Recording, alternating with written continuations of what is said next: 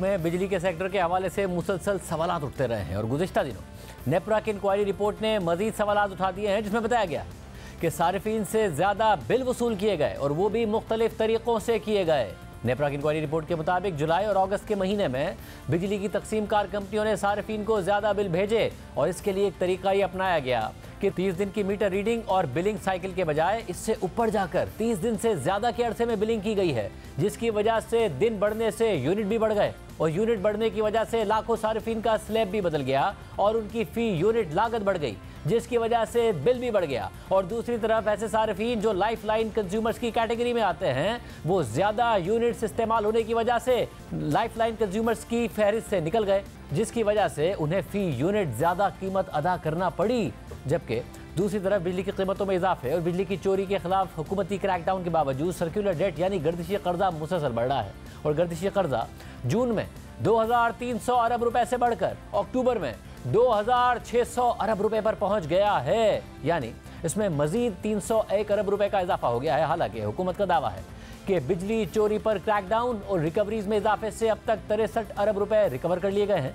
और दूसरी तरफ बिजली की तकसीम कार कंपनियों के हवाले से हुकूमती हिकमत अमली पर भी सवालात उठ रहे हैं। और आज शहबाज राना की खबर के मुताबिक वजारत तवानाई ने परफॉर्मेंस मैनेजमेंट यूनिट्स बनाने की तजवीज़ दी थी और ये यूनिट्स तमाम बिजली की तकसीम कार कंपनियों में तैनात किए जाने थे और वजारत तवानाई ने तजवीज़ दी थी कि इन यूनिट्स की सरबराही पाक फौज का एक ब्रिगेडियर करेगा जो बराह रास्त वफाकी सेक्रेटरी तवानाई को रिपोर्ट करेगा, मगर वजारत खजाना ने यह तजवीज़ मुस्तरद कर दी है। इस पूरी सूरत हाल पर बात करेंगे, हमारे साथ मौजूद है निगरान वज़ीर तवानाई मोहम्मद अली साहब। मोहम्मद अली साहब, बहुत शुक्रिया मुझे ज्वाइन करने के लिए। सबसे पहले ज़ाहिर जो सवाल उठ रहा है वो नेपरा की इंक्वायरी रिपोर्ट के हवाले से है। जुलाई और अगस्त में लाखों सारिफीन को बहुत महंगे बिल भेजे गए, जो बिलिंग साइकिल था वो 30 दिन से ऊपर कर दिया गया, फिर जो जाली मीटर हैं वो उनके ज़रिए बिल्स भेजे गए और ये तकरीबन अक्रॉस द कंट्री हुआ है। 80% सारिफीन ज़ाहिर पंजाब में है।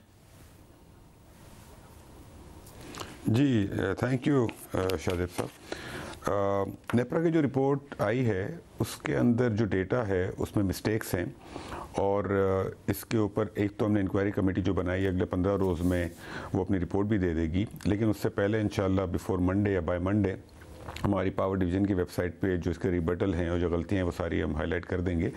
एक्चुअली इसके अंदर कैलकुलेशन एरर्स हैं और जिस तरीके से डेटा लिया गया है और जो सैंपल्स यूज़ किए गए हैं उसके अंदर गलती है। इफ़ यू नोटिस उसके अंदर को कहा गया कि जी 3.5 करोड़ टोटल कंज्यूमर्स हैं ऑल ओवर पाकिस्तान। उसमें कहा गया कि 1 करोड़ कंज्यूमर्स को जो है वो जो अफेक्ट हुए हैं इसके अंदर या बिल्स जो हैं वो नंबर ऑफ़ डेज ज़्यादा हैं। तो हमने जो डेटा देखा है ये नंबर्स बिल्कुल गलत हैं बिकॉज पहले 2-3 बातें। पहली बात तो उन्होंने जुलाई और अगस्त दोनों को काउंट किया है इसके अंदर। दूसरी बात ये कि जो हमने नंबर्स किए हैं हमारे हिसाब से टोटल जो कंज्यूमर्स अगर अफेक्ट हुए हैं जिनका स्लैब अगर चेंज हुआ है तो जुलाई में 8,71,000 हैं और अगस्त के अंदर 8.5 लाख हैं और उसके अंदर भी जिनका स्लैब चेंज होता है किसी एक माह में, फिर अगले माह में वो स्लैब रीएडजस्ट हो जाता है बिकॉज अगर किसी माह में 33 दिन की बिलिंग होती है तो अगले माह में 27 दिन की बिलिंग होगी बिकॉज साल में 12 माह की ही बिलिंग होती है, किसी को 11-13 बिल्स नहीं मिलते। तो इस रिपोर्ट के अंदर फैक्चुअल एरर्स हैं और जो हमारा अभी तक एनालिसिस है कि they have not really gone into the depth of situation and higher management should have looked at it before publishing it. Ali साहब, एक तो आपने नंबर्स पर सवाल उठाया कि नंबर्स एग्जैजरेटेड हैं, दूसरा आपने कहा कि अगर किसी एक महीने में बिलिंग साइकिल बड़ा हो जाए तो अगले में वो छोटा हो जाता है तो वो कॉम्पनसेट हो जाता है, मगर इसमें सवाल उठता है ना कि अगर एक महीने में बड़ा हो गया तो कैसे इक्वली कॉम्पनसेट होगा अगले महीने में? अगर वो एक स्लैब से निकल कर अगले स्लैब में चला गया और उसे महंगा यूनिट पड़ गया है और अगर वो लाइफ लाइन की कैटेगरी से निकल गया है तो अगले महीने में कैसे कॉम्पनसेट हो जाएगा उसके लिए? अच्छा, इससे पहले हम ये समझ लें शाहजेब कि बिलिंग साइकिल किस तरीके से पाकिस्तान में मीटर रीडिंग कैसे होती है। देखिए, ऑल ओवर पाकिस्तान एक ही दिन तमाम मीटर्स की रीडिंग पॉसिबल नहीं है। कोई 3.5 करोड़ कस्टमर्स हैं तो 3.5 करोड़ मीटर्स की रीडिंग एक ही दिन नहीं हो सकती है। तो हर कस्टमर का जो बिलिंग साइकिल होता है वो अलग होता है बिकॉज हमारा staff every day meter reading कर रहा होता है तमाम डिस्कोस का। तो अगर किसी को 28 तारीख को बिल मिलेगा तो हर महीने की 28 तारीख को मिलेगा। तो अगर 28 जून को किसी का बिल इशू हुआ होगा तो अगला बिल उसका 28 जुलाई को इशू होगा और जब 28 जुलाई को इशू होगा, अगर 28 जुलाई को लेट्स से कि अगर छुट्टी पड़ जाएगी, सैटरडे संडे होगा, तो उसका बिलिंग साइकिल ऑटोमेटिकली 31 डेज से बढ़ के 33-34 डेज हो जाएगा। इसमें जो इंपॉर्टेंट बात है, जुलाई के अंदर 28 जुलाई को आशूरा था, छुट्टी थी, फ्राइडे का दिन था, और फिर सैटरडे संडे था, तो ऑटोमेटिकली जिन लोगों की मीटर रीडिंग 28 जुलाई को होनी थी, 28 जुलाई को, उनका ऑटोमेटिकली 34 डेज हो जाएगा। सेकेंडली, जुलाई के अंदर कोई 5 वीकेंड्स थे, तो ये कोई नई चीज़ नहीं हुई है, पहली बार नहीं हुई है, पिछले कोई 50 वर्षों से पाकिस्तान में इसी तरीके से मीडिया रीडिंग होती है। दुनिया के बहुत सारे ममालिक में ऐसे ही होती है कि कुछ कस्टमर्स का जो नंबर ऑफ डेज है वो 30 की जगह या 31 की जगह 32, 33, 34 तक पहुंच जाता है। लेकिन अगर किसी एक माह में वो उसका स्लैब अगर चेंज भी होता है, ज़रूरी नहीं है कि हर कस्टमर का स्लैब चेंज हो। अगर नंबर ऑफ डेज 33, 34 हुए हैं, और अगर स्लैब एक माह में चेंज होता है, तो अगले माह उसकी चूँकि 26 से 27 दिन की होगी, तो उसका स्लैब नीचे भी आ सकता है। लेकिन हमारे सिस्टम में 2 चीज़ें हैं। पहली बात, जो भी बिलिंग नंबर ऑफ डेज अगर ज़्यादा होता है, तो तमाम कस्टमर्स का एवेल्युएट किया जाता है कि उसका स्लैब चेंज हुआ है या नहीं हुआ है, कौन सा लोअर स्लैब से हायर स्लैब में गया है, कौन सा लाइफलाइन कस्टमर चेंज हुआ है, और कौन सा प्रोटेक्टेड से अनप्रोटेक्टेड में गया है। और उसके बाद उन तमाम कस्टमर्स को एवेल्युएट करके उसके अंदर उनकी एडजस्टमेंट की जाती है बिलिंग के अंदर। हाँ, ये सिस्टम परफेक्ट नहीं है और इसके अंदर आई एम श्योर गलतियाँ होती होंगी, लेकिन these systems are already in place. और सेकेंडली, ये जो अफेक्ट हुए हैं लोग, वो 1 करोड़ या 50 लाख नहीं हुए हैं, ये तकरीबन 8.5 लाख कस्टमर्स हुए हैं। And I give you the exact number, total customers जो प्रोटेक्टेड से अनप्रोटेक्टेड गए थे जुलाई में, वो 2 लाख कस्टमर्स थे out of 35 million, which is 0.6%, less than 1%। और जो अगस्त में थे वो 1,13,000 थे, विच इज़ 0.3%। तो they very small numbers, I mean 100 में 1 से भी कम customers. I am not saying it's perfect, it should not happen, but these are the errors which happen in the system, which is a very large system. जो एक बात समझ में आ रही है वो ये कि आपने कहा कि एक तो आशूरा आ गया था, इसके अलावा जो छुट्टियां होती हैं उसकी वजह से जो साइकिल है वो बदल जाता है अगर छुट्टियां आ जाएं। तो उसमें जो एक सवाल पैदा हो रहा है वो ये कि मुख्तलिफ जो डिस्ट्रीब्यूशन कंपनीज़ हैं उनके लिए मुख्तलिफ क्यों, कि अगर मुल्तान की इलेक्ट्रिक पावर कंपनी है उसमें 57 लाख जुलाई में थे, तो गुजरावाला के सिर्फ 4,63,000 थे, फैसलाबाद के 3,54,000 थे, और के इलेक्ट्रिक का एक भी नहीं था। ये जो छुट्टियां थी ये क्या कराची के कंज्यूमर्स को नहीं इम्पैक्ट किया, कि इलेक्ट्रिक के जो एम्प्लॉयज़ हैं वो नहीं थे छुट्टी पर? तो शाहजेब साहब, आपने खुद ने ही अपने सवाल में जो जवाब दे दिया, जो मैं खुद भी कह रहा हूँ कि दीज नंबर्स आर रॉन्ग, ये नंबर्स गलत हैं। 57 लाख, पहली बात तो जो उन्होंने नंबर दिया हुआ है बिल्कुल गलत है, और बाकी भी जो नंबर्स हैं वो सारे के सारे नंबर्स गलत हैं।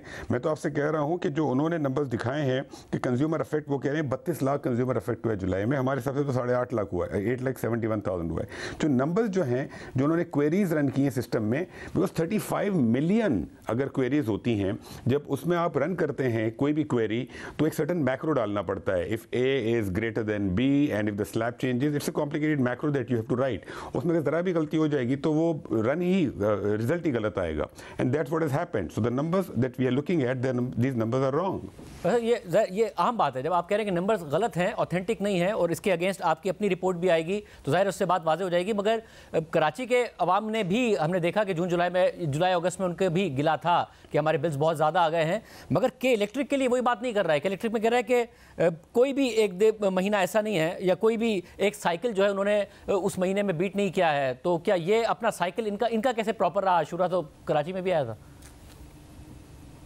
ये तो पॉसिबल ही नहीं है ना, ये बिल्कुल आप सही कह रहे हैं, ये हो ही नहीं सकता।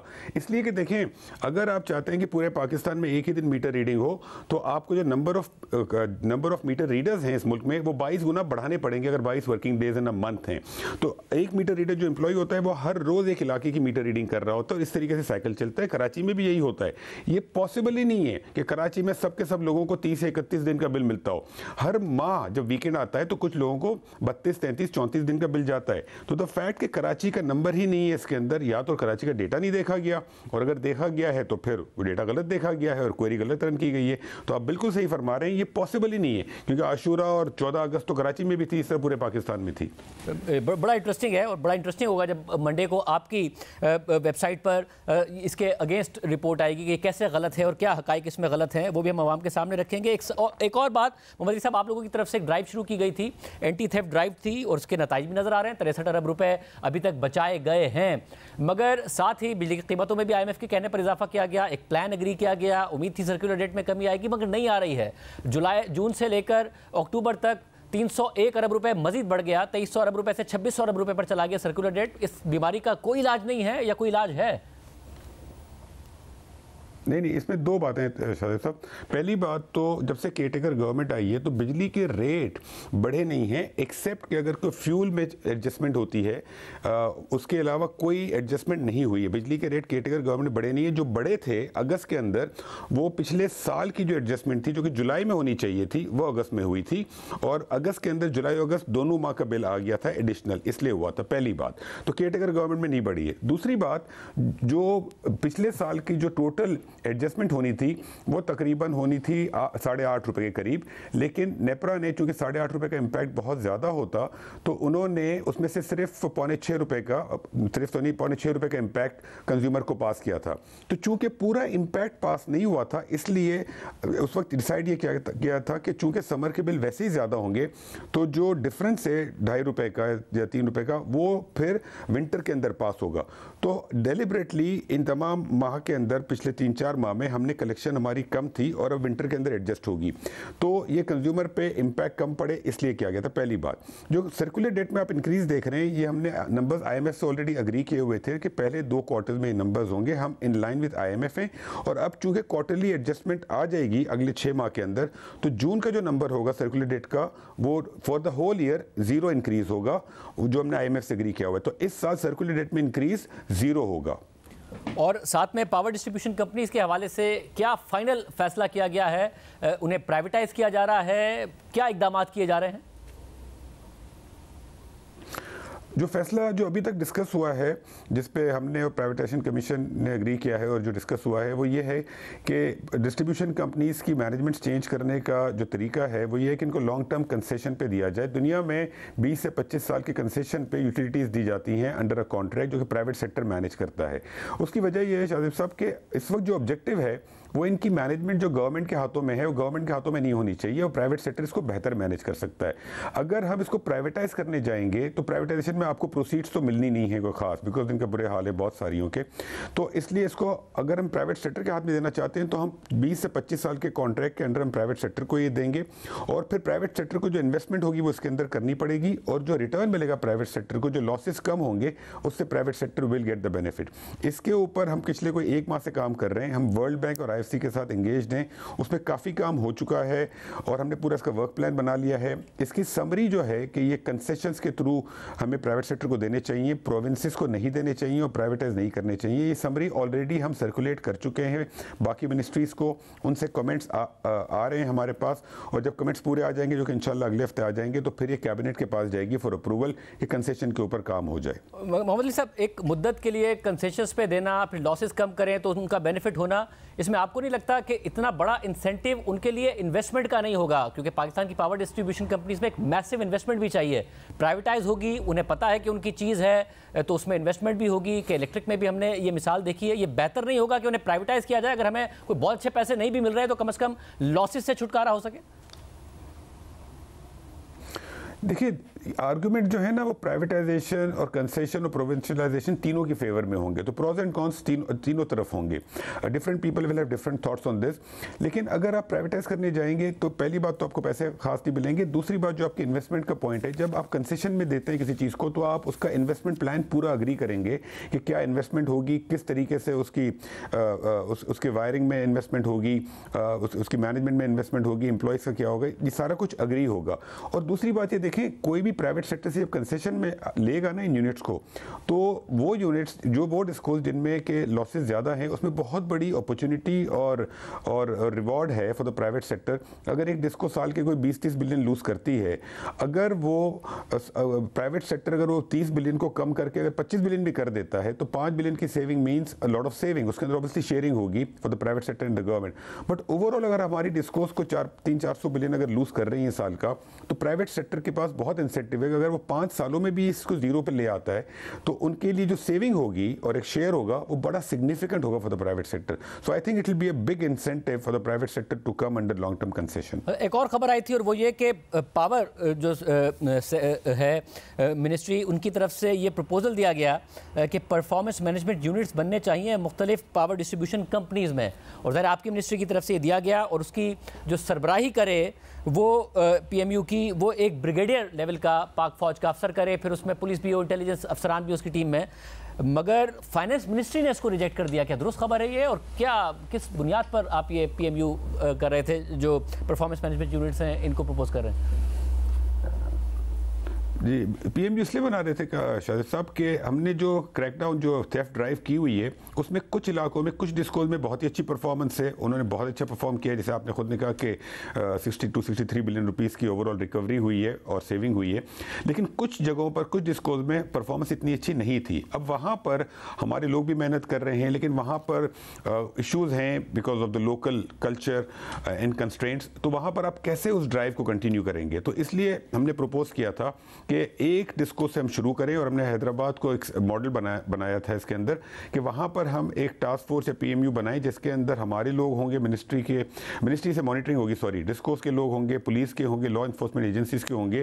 तो ये हमने एक प्रपोजल दिया था। इस पर फाइनेंस मिनिस्ट्री के कुछ कमेंट्स हैं, लेकिन ये मामला भी हम फाइनेंस मिनिस्ट्री से डिस्कस कर रहे हैं, बाकी मिनिस्ट्री से भी डिस्कस होगा, and we are very keen कि इसको किया जाए, बिकॉज अदरवाइज जिन इलाकों में रिकवरी कम है उनसे रिकवरी करने का और कोई तरीका नहीं है अनलेस के कंसर्टेड एफर्ट हो between police, law enforcement agencies and our people. But finance ministry ने इसको रिजेक्ट कर दिया? नहीं, उनके आई थिंक उसके ऊपर कमेंट्स हैं, but we are still discussing with them. It's not over, we are discussing with them.